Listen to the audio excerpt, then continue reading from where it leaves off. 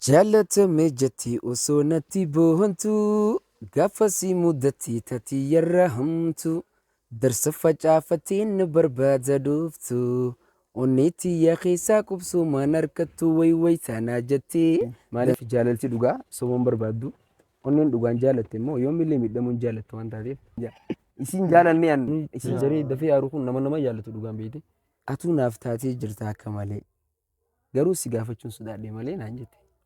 Kanaafis namni adda baasuu hin danda'u jeetiin callee ture.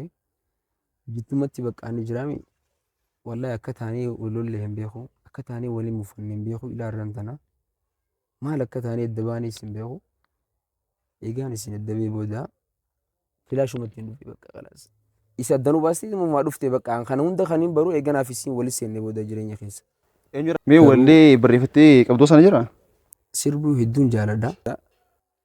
Gaafaan asii deemee amma tokko amata lama mukaan isirraa fagaadhee biyya biraa ture.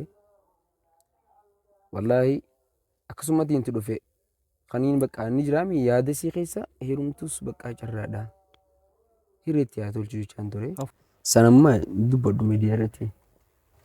Na keessaa baatee bakka guyyaan isin na keessaa baatee guyyaa haadhatiyyaa abbaa kiyya xuuxee na keessaa baate. Yoo fuutee wata biraa garuu kabajaa na bira qabdaa na dhiistee biraa yoo fuutee naan jette. Miidhoo kiyyan beeku ture yeroo sanitti adoo isin akka na jaalattu adoo isin akka na jala maraattu adoo isin na barbaattu na harkachuu adoo isin na filattee na jala olii gaffiiddu adoo isin boodaa guddoo na qabdu onnee isii keessatti iddoo guddaa adoon qabu jettee nama fuutee bultiteen diigini lalalalalala namni sana silkii kanarraa fidee naa bilbileen beeku nama bilbilee isin caasiin jaaladhaa yaa'u isin barbaada namni sanis namuma isii miidhee dhufee. Ammayyaa beekan anjittaan anjitti. Ati hangarraan sanaa teesseetu mana eeguu jirtaan hin hirumne inji. Ammallee nu jaalatis tilla? Seenaa sayyoon siimee gaarmee wallaahi hedduu ulfaata. Nama jabaa tokko jira kan inni akka malee jaaladhu. Ilaa arraan sanaa gaanumaan jaaladha. Gasiif ijaarsisiitti illee rabbiin waliin haa milkeessuun jaa. Naas sagantaa jaalalaa hin qabne fuula na guurta hammeenya keeti nan daadarkii sin barjaalalaan.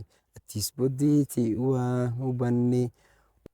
Okey dama jaalala namatti torba guutuu hojii turtanii akkam jaddabuu dandeessan? Hedduu natti tola. Anummaa gizeen sirbuufumaaf sirboota hunda jechuudha gizeen sirbu natti tolan bakka. Dhugaadhaan nama si jaalatu tokkoof yeroo qabaaddu bakka. Ati nama dhugaa ta'uu kan kee gaafa harkan dafanii onnee isaanii si kannanii onnee isaanii sana yoo itti wallaaltee deddeebii keessa irra deddeebitee yoo onnee isaanii san miite gatamuu dandeessa isaan biratti.